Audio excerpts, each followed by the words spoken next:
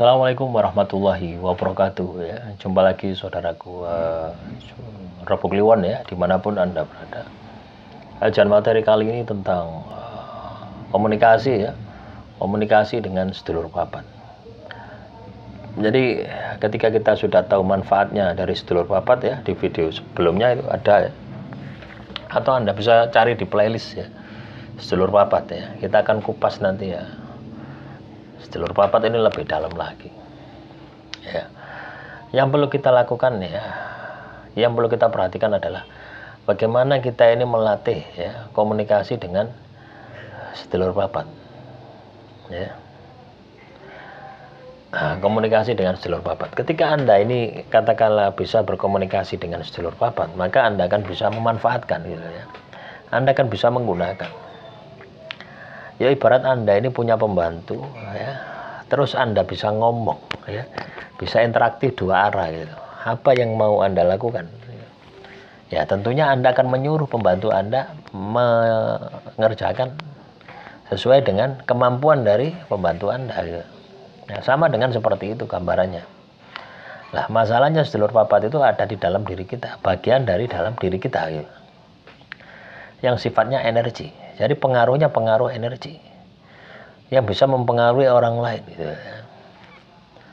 Loh ya,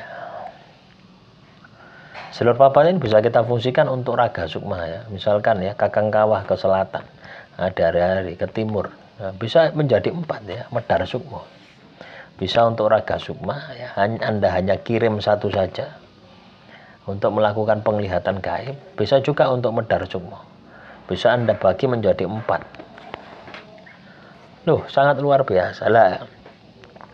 Hal ini ya bisa Anda lakukan ya manakala Anda sudah cukup secara energi, dan yang kedua Anda bisa berkomunikasi ya.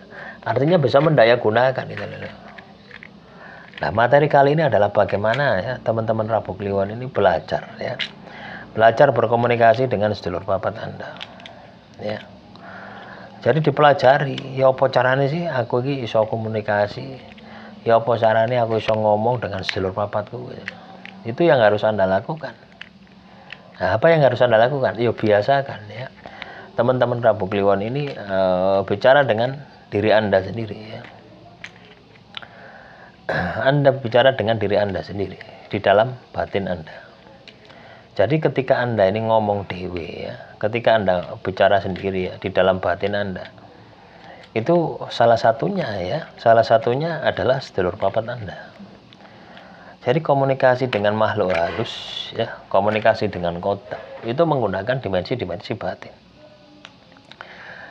Jadi kalau orang-orang itu terbiasa ngomong dewe ya di dalam batinnya, bukan ngomong kayak wong gendeng itu ya, bukan ya. Wong gendeng itu kan ngomong ya, tapi di bibir lambing ngetumbel, bukan itu ya.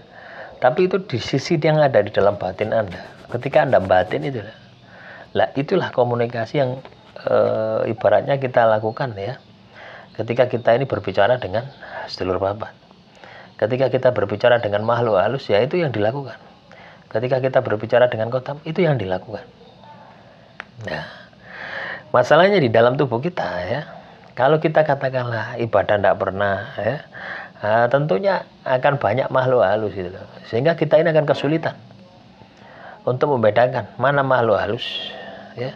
Apalagi kalau Anda ini memiliki pusaka ya, pernah menjalani keilmuan, sering pergi ke dukun ya, maka di dalam tubuh Anda juga ada kotam ya, entah kotam leluhur, entah kotam pusaka, entah kotam keilmuan, entah kotam pemaharan, entah ketempelan. Lah berarti ada 2 makhluk ya gitu loh ya, ada 2 makhluk ya.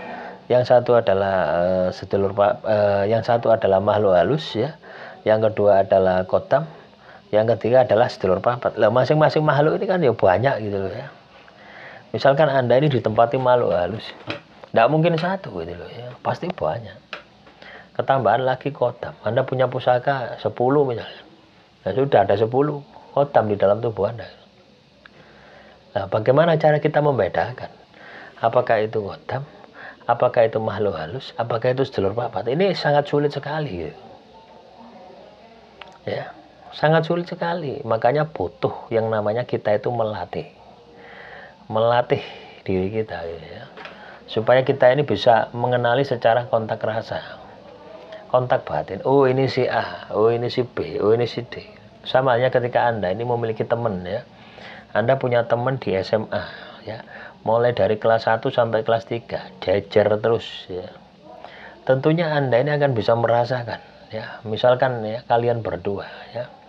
Kalian berdua nonton bioskop.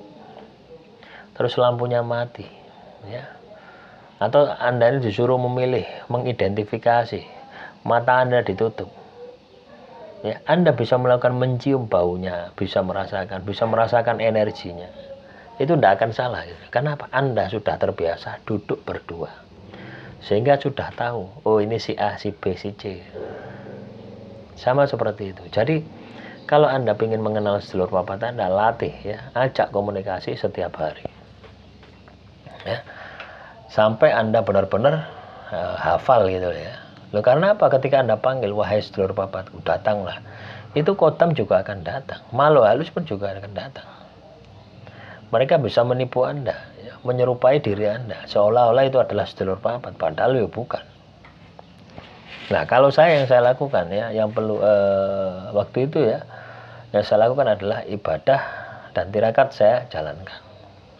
Selain meningkatkan energi, juga bisa membersihkan malu halus, kodam-kodam yang sifatnya negatif, yang itu akan membuat diri saya ini sulit ya untuk bisa mengenali sedulur papat saya. Nah, caranya seperti itu. Ya, banyak orang terkecoh dengan sedulur papat. Karena apa? Tidak mau melatih ya komunikasi, tidak membiasakan diri. Nah, Anda bisa membiasakan diri ya. Ketika Anda katakanlah bekerja, Anda ajak bekerja. Ya, ketika Anda makan minum, Anda ajak. Ya, ketika Anda ibadah, Anda ajak ibadah. Ya, sampai Anda ini katakanlah merasakan ya keberadaan mereka itu benar-benar ada. Itu lama kelamaan akan nampak ya. Lama kelamaan akan wujud. Saya dulu itu seperti itu ya, ketika wirid itu ya, subhanallah, subhanallah, subhanallah ya. Wah, tiba-tiba muncul di depan saya. Saya kaget ya. Nah, di depan saya ini bukan berarti wujud nyata seperti ini ya, bukan ya, tapi dimensinya dimensi batin. Tapi ya jelas. Ya. Nah, itu saya tanya seperti, loh kamu siapa? Loh, dia balik tanya, loh kamu siapa? Gitu ya. Ternyata saya sadar, loh ternyata ini. Gitu ya. Nah, semoga ini bisa Anda pahami ya, dan dipraktekkan ya. Yang paling penting itu adalah dipraktekkan. Demikian yang bisa saya sampaikan. Semoga apa yang saya sampaikan bisa bermanfaat. Assalamualaikum warahmatullahi wabarakatuh. Salam Rahayu, Rahayu, Rahayu.